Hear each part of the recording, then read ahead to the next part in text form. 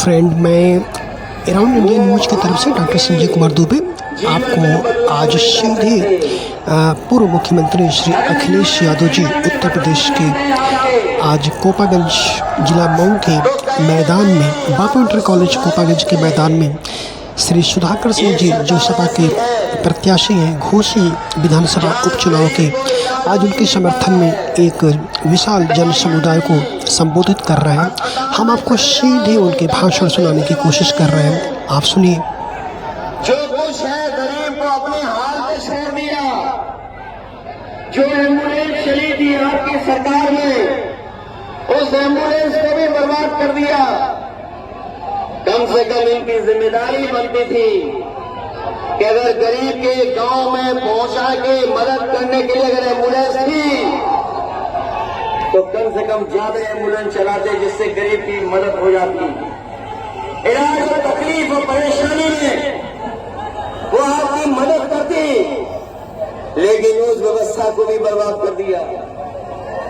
ये जो बिजली भी आ रही है आपके बीच में, केवल चुनाव के लिए आ रही है, और जो बिजली आ भी रही है, जिनके यहां मीटर लग गए, बताओ कितने का बिल आ रहा है आपके यहां पर? बिल आ रहा हजारों का, और अगर बिल नहीं दे पा रहे हो तो नोटिस आ रहा है साथ नोटिस।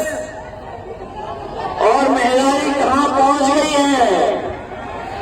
जो कभी फ्री दिया था सिलेंडर, बताओ आज उस सिलेंडर की कीमत क्या है? कीमत कहां पहुंच गई?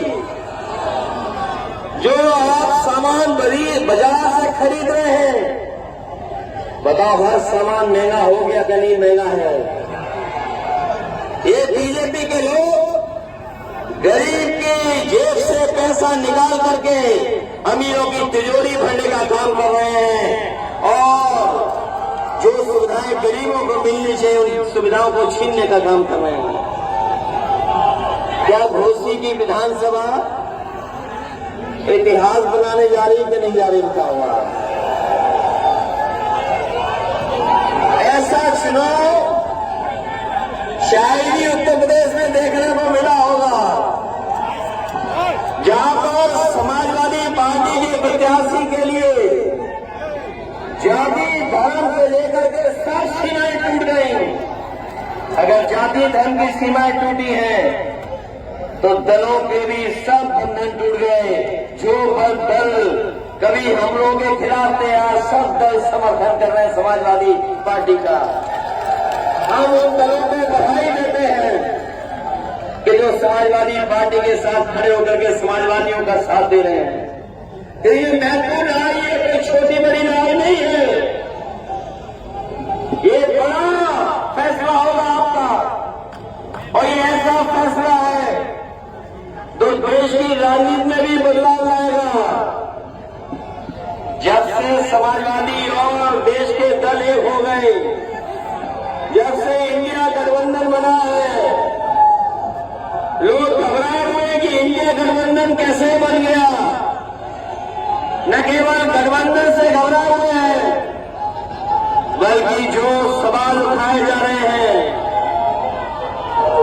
कि जब तक जाति जनगणना नहीं होगी तब तक हम सबका साथ सबका विकास नहीं कर पाएंगे। ये जो लोग सबका साथ की बात कर रहे हैं, वो सबके बीच में गैर बराबरी नहीं खत्म करना चाहते, और जब तक गैर बराबरी नहीं खत्म होगी, जब तक जाति जनगणना नहीं होगी, तब तक हम समाज में बराबरी कैसे लाएंगे? इसलिए समाजवादी पार्टी और समाजवादी पार्टी के हमारे साथी जो सपना देखा था बाबा साहब भीमराव अम्बेडकर जी ने, जो सपना देखा डॉक्टर राम लोहिया जी ने, और जो संघर्ष का रास्ता दिखाया नेताजी ने, उसी रास्ते पे चल करके हम लोग उस प्रदेश और देश में बदलाव लाना चाहते हैं। जो लोग समझदार होंगे, जो अखबार पढ़ते हैं, वो जानते होंगे कि बीजेपी की सरकार लगातार संविधान की धज्जियां उड़ा रही है। जो संस्थाएं संवैधानिक है, जिन संस्थाओं से हमें न्याय की उम्मीद है, उन संस्थाओं को भी ये हस्तक्षेप कर करके बर्बाद करना चाहते हैं। इसलिए ये घोसी का चुनाव जहां केवल एक विधानसभा का है, लेकिन ये संदेश पूरे देश में देने जा रहा है, पूरे देश को संदेश देगा। बीजेपी कितने भी हथकंडे अपना ले, लेकिन जनता के सामने कोई चीज टिक नहीं सकती है। अगर जनता ने मन बना लिया तो जनता के फैसले को कोई बदल नहीं सकता।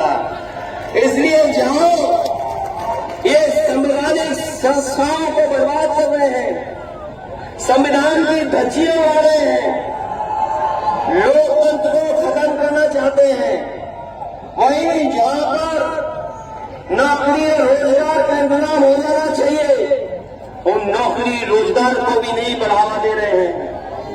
क्या आपने नहीं सुना था? प्रदेश के मुख्यमंत्री सदन में कह रहे थे कि हमने 100 में सबको नौकरी दे दी, केवल 4 रोजगार है।